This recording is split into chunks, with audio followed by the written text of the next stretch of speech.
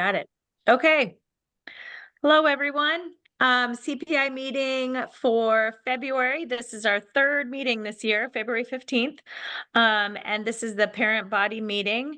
And today we'll go over a few topics, and Mr. Rich will be here to talk about transition students. And then we'll do a little Q&A with Dr. Christensen. I believe Mr. Sinram is not here today. And we'll just talk about some updates, and we'll get started from there. Okay. So right now we have parent conferences going on this week. So hopefully everybody has had an opportunity to get on and sign up through school bookings. We've had options to come in person or options to be Zoom. Sometimes it's confusing because you might want a certain day, but that day's only for in-person or only for online. And then Friday is both. And so it's great to have the Friday where people can come anytime during the day. Sometimes it's hard for people who work evenings. So that's why we've opened up all of these options. We try to be very flexible with it. We've had, as I go and look at school bookings, we have a lot of people signing up. That's good. We also want you to be able to get on Canvas. And now it's even better if you just want to see the grade to get on Infinite Campus, and you can see essential life skills at the same time. And then you know, hey, grades look good. I can have my son or daughter or get on Canvas. And if you want to go deeper and look at assignments, you can certainly do that. But the students should be able to walk you through what they're doing and why they're doing what they're doing. So this is an opportunity to talk to the teachers about a variety of topics. But one of the biggest topics that we want you to talk about this week is registering for classes from 7th to 8th or from 8th to 9th. So that's why I have invited Mr. Rich, who's been in classes this week, talking with 7th graders about 8th grade. But we've also talked with the counselors at Valley Southwoods who have been here this week also. And so this is kind of like registration week, conferences, all slashed into one. So I'm going to let Mr. Rich kind of start with whatever he has prepared, but the process of what you should be seeing and what our goal is. Yeah, so I can talk from there. So 8th graders had a visit from the 9th grade counselors on Monday it was during their math classes. And then I spoke with 7th graders on Tuesday during science classes to go through the registration process and all the options. And, you know, not to anybody's surprise, there's a lot more options for kids going into 9th grade than in 8th grade, but that process is similar. We use a Google form that walks kids through the different choices that they have. I have everything housed at one central location at my alarm's going off not to miss this meeting. I've got one central site where everything's located. It's ihcounseling.weebly.com. I don't know if I've got the ability to share. Do I have rights to share my screen if I want to pull this up quick? All right, well, let's see what happens.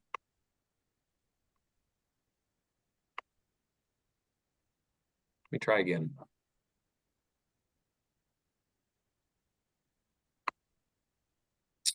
It's not letting me do it for whatever reason, but what I'll do is in the notes, can I leave a note?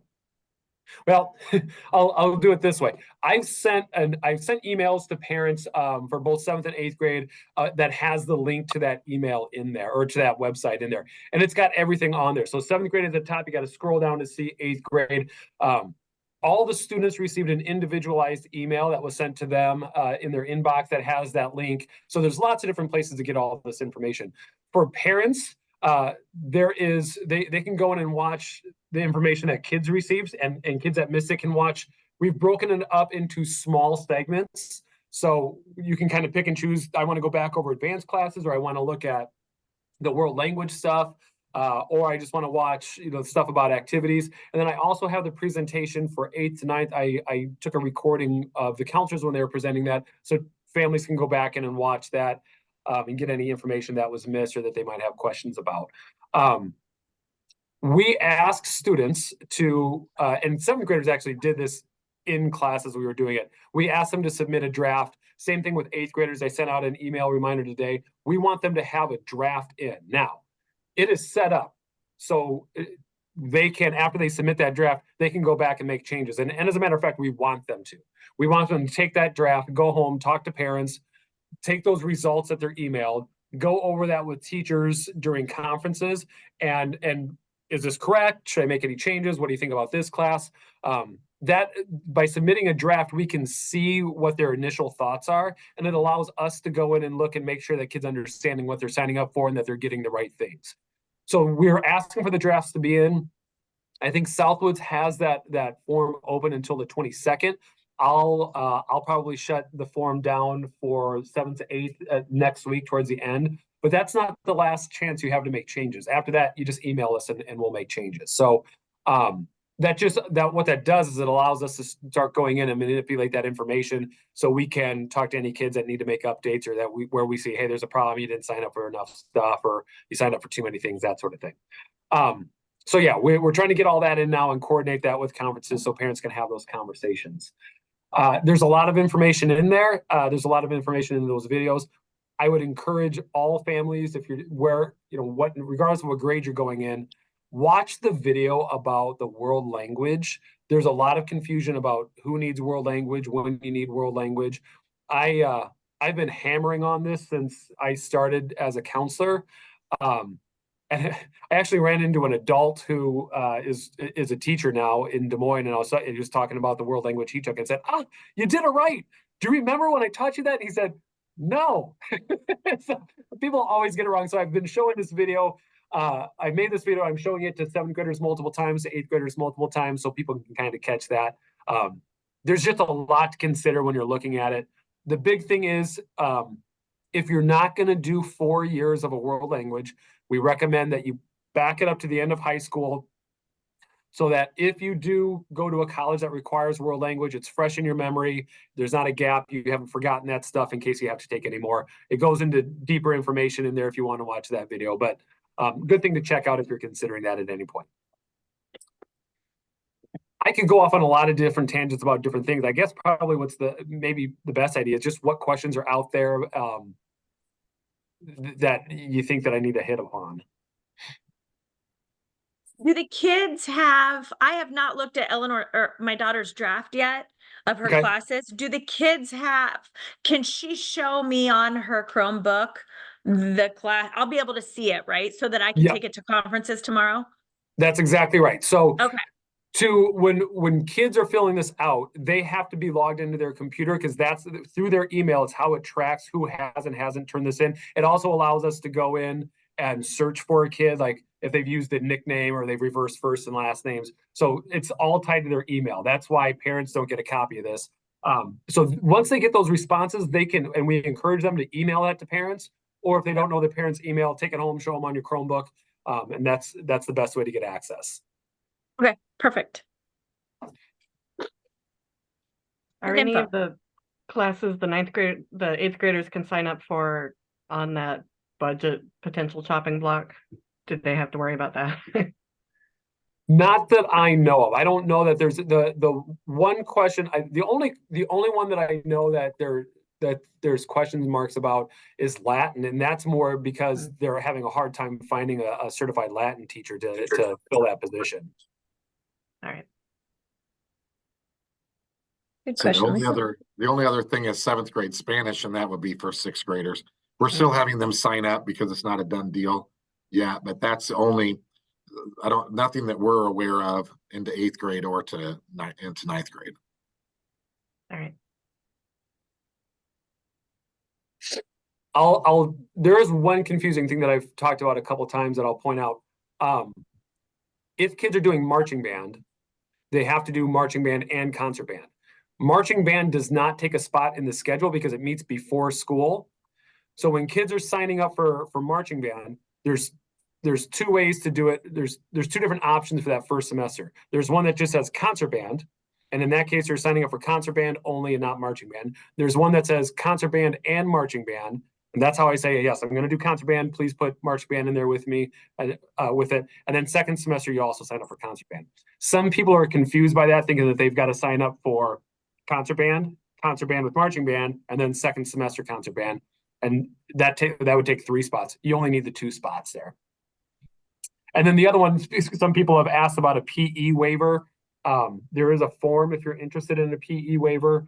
I do not have that on the website right now, but kids that are asking about that, I can email a copy of that. Same thing. The other thing that's interesting is that the peer partner classes, there's PE and there's art, unified, they're calling it. I think one's peer partner, the other one's called unified.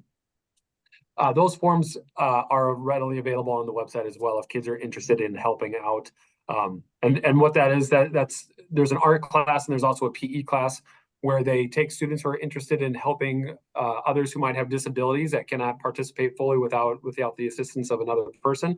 So kids that want to get involved that way can do so. And if I'm not mistaken, the PE class will actually count as their PE credit if they're doing unified now. That's a change from years past.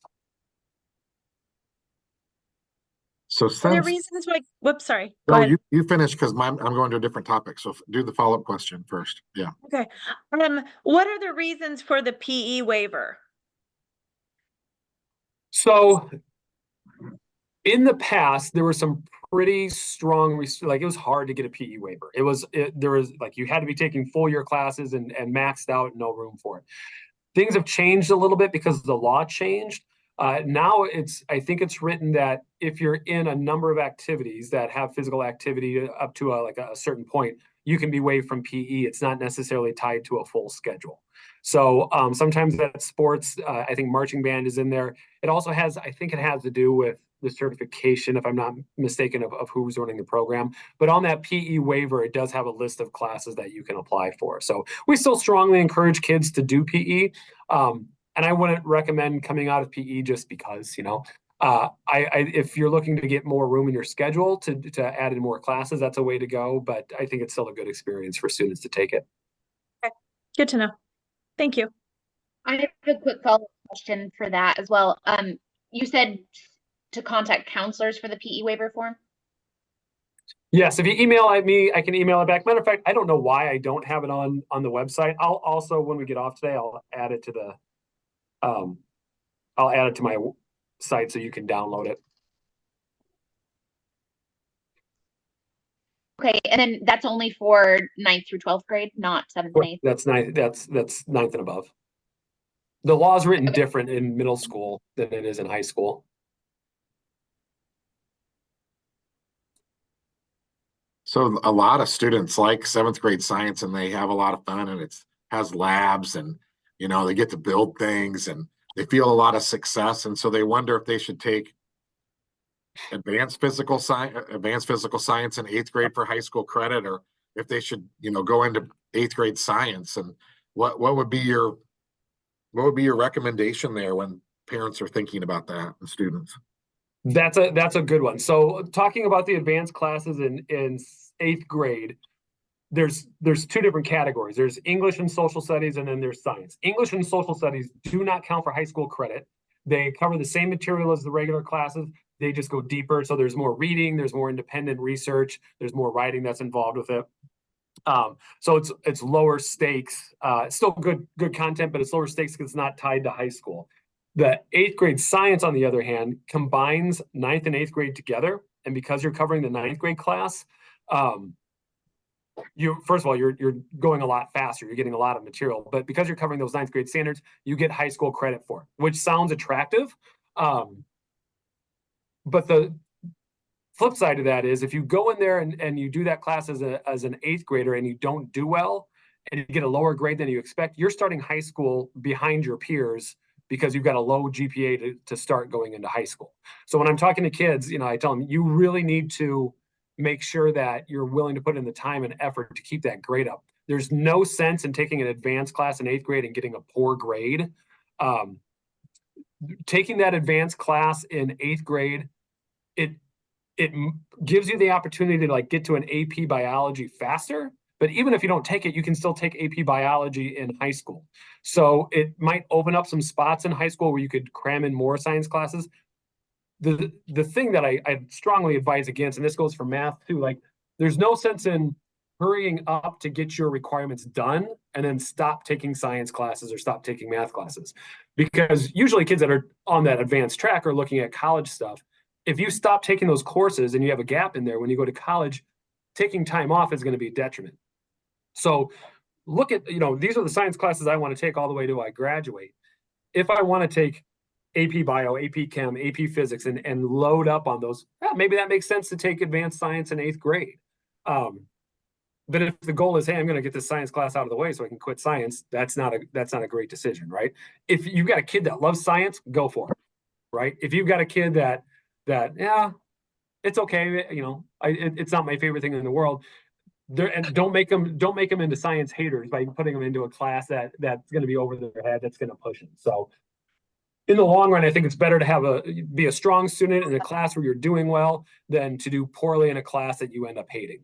So, and every kid's different. So just, I guess what I'm saying is make the decision based on strengths and interests as opposed to, hey, it sounds cool that I'm taking an advanced class and my friend's taking it. There's 9th grade implications too, right? If I take advanced physical science in 8th grade, there's some 9th grade pieces that might come back and get me. I mean that. So there's some things to recognize. I'm entering a pathway like math. Yes. So the sciences, and I've said this so many times in the last 48 hours that I forget what I have and haven't said. So I apologize. The science is is a 2-year track. So if you do regular science in 8th grade, that means you're going to do physical science in 9th grade, followed by biology in 10th grade. If you do advanced in 8th grade, that means you're doing bio in 9th grade. And then you pick, usually it's chemistry after that, although it's not a specific order that you have to go through.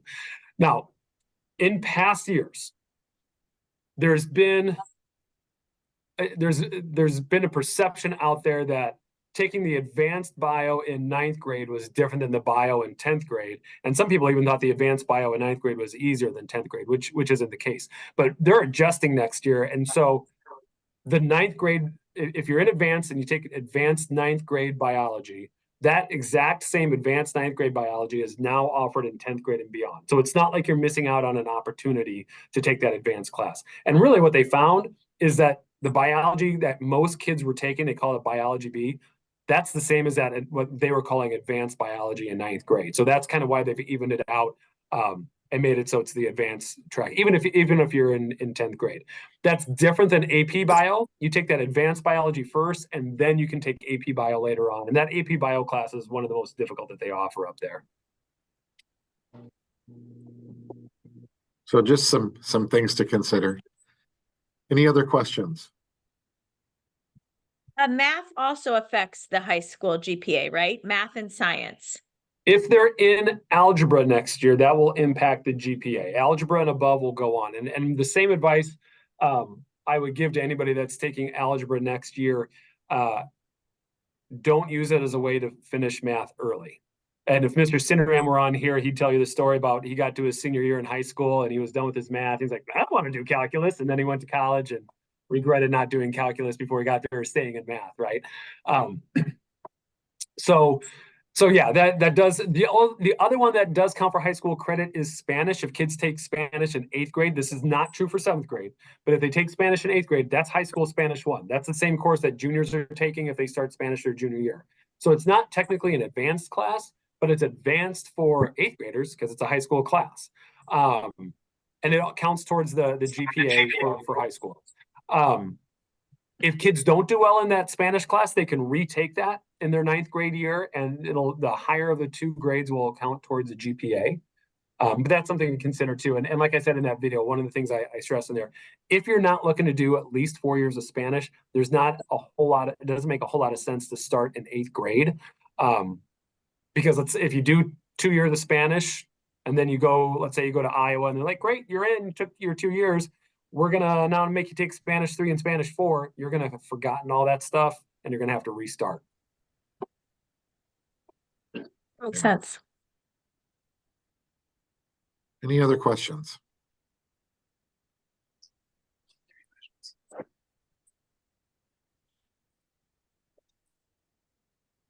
Okay, so that's our goal for this week and really the topic for CPI for this month. The other thing that if you've been watching the Monday message is this is the month of Operation Nice or Operation Kindness, being nice and being kind. It's a short month, but people are tired, and this is kind of just the month where we have to really focus on being good to each other. And so we've been talking about that. Been talking about that every week. And the students, we have a booster. So a booster is where we take a topic and we try to promote it every day. So we've been talking, they've been playing positive, be kind to each other bingo. And so they go around and try to get bingos, and they hand it in, and they get points and all kinds of things. So we're just trying to promote being nice and stopping, and instead of saying something because we're a little tired or we're a little angry. So that will continue to go on all of this month. It also ties to one of our school improvement goals, which is around belonging. And so belonging, we're trying to make sure everybody feels like they belong. We know the area that we maybe struggle with, if we struggle, is kids feel like they belong with the adults, but they don't always feel like they are getting the same kind of kindness from their peers. So the more that we can help them be good to each other, the better that everybody feels around here at school. So that's kind of like that just a quick, this is what we're doing in the whole building, talking about being nice and doing some kind acts and paying it forward. And then, of course, we had the Sweetheart Dance, which is tied into that. There was a lot of fun last week. The kids dressed up, which we didn't anticipate. It was already a dress up day for what they were doing. They were for the week. And so then all of them come in with their dresses on. It was really cool. And they had fun. And Mr. Tudor came back from retirement and played as the DJ and got them out there, and they were dancing through the decades. And it was fun to watch. Some still knew how to do the twist, and they knew how to do some Michael Jackson dancing. So it was fun watching all of that. And it was overall a very good time. And we raised money, and all the money we're raising, we're giving to either Big Brothers Big Sisters or YJI, which stands for Youth Justice Initiative. Both are helping our kids locally. And so we're really excited to be able to support those organizations.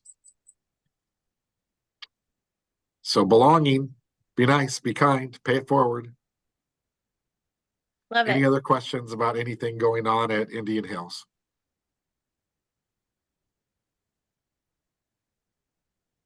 I don't think so. All right, then. Thank you, everybody, for attending. Let everybody know that this information on transition students